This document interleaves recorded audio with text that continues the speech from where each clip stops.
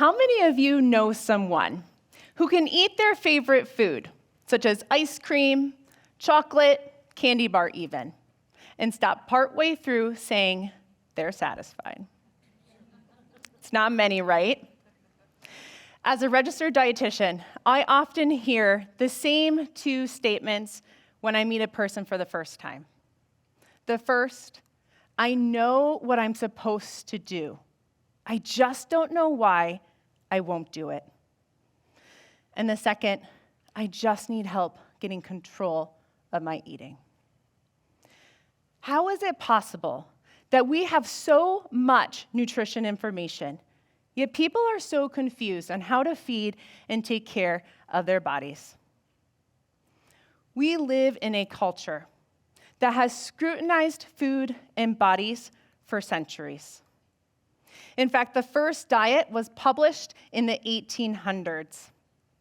And a recent survey shows that the average person will go on 126 diets over the course of their lifetime. Most people believe that they just do not have the willpower that they need in order to succeed. The good news, it has nothing to do with willpower and everything to do with biology. What is different for those people who are able to eat their favorite foods without any feelings of guilt, fear, or loss of control? The key is abundance versus scarcity thinking. When we're deprived of something, we only want it more. Imagine for a moment that you receive a notice from the city saying that your water is going to get turned off for the next 48 hours. All of a sudden, you might notice that your body tenses up, and your mind and your thoughts are going to be anxious. And I know for sure that you are going to go and stock up on as much water as possible so that you can ensure you have enough. This is exactly what happens when we tell ourselves that we shouldn't eat something. We only want it more.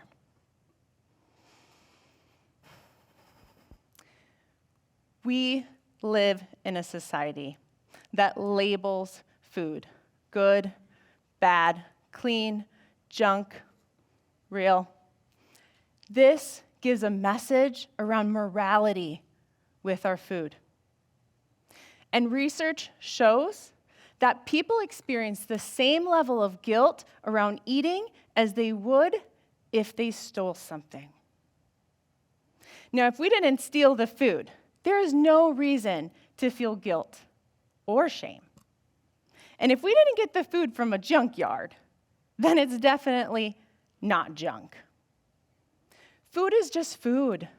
A cookie is a cookie, and an apple is an apple.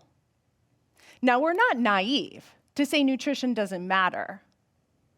Yet we must also not give food so much power. Let's go back to that water example again. Now imagine you get a phone call from the city saying, good news, your water's not getting turned off. Now all of a sudden, we take a sigh of relief. And we might even notice that our mind and body are more at ease. When we have abundance thinking, we are able to see food as just food again, and we're able to see food as fuel. And we no longer believe that one decision is going to cause anything catastrophic to happen. It is our choices over time. It is our behaviors that influence our health. A choice is just a choice unless it's a behavior. Something that we do on a consistent basis has the potential to influence our health, either positively or negatively. Whereas if it's something we're only doing on occasion, nothing's going to come from that. There is no one food, no one meal, and no one day of eating that changes anything about our body, unless you're allergic to it. We are all innately born with the ability to know when, what, and how much to eat. And kids are a beautiful example of this. They eat when they're hungry, and they stop eating when they're satisfied. And this includes their favorite foods, unless they've been raised within an environment that controls what and how much they're eating. One of the most common concerns that I hear from families coming into my office is about their child sneaking food. This is a clear indicator that that child is experiencing some level of guilt or shame around their eating. Now, I've raised my children to have this positive relationship with food, and it's been a joy to watch them learn how to navigate and balance eating for fun and eating for fuel. My daughter and I, the other week, were preparing snacks, and she happened to notice in our pantry we had 2 bags of mini M&Ms. Her response, "Mom, why do we have so many M&Ms?" You see, when kids trust that it is not the last time that they are going to eat pizza, cookies, or candy, they see those foods on an equal playing field, no different than carrots or cut up chicken. This is a picture of my daughter just this weekend. They had made cookies at their grandparents' house and then asked to include it with lunch. As we were engaging in conversation, I just happened to notice on my daughter's plate, there was her half-eaten cookie. Yet here she was, eating the carrot.